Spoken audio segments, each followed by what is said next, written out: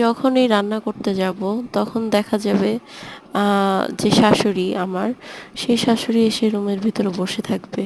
সে একদম পুরো পা জড়ায় বসে থাকবে আর এমন একটা ভাব নিবে যে এটা নিচ্ছে ওটা নিচ্ছে, আসলে কিন্তু সে কিছুই নেয় না।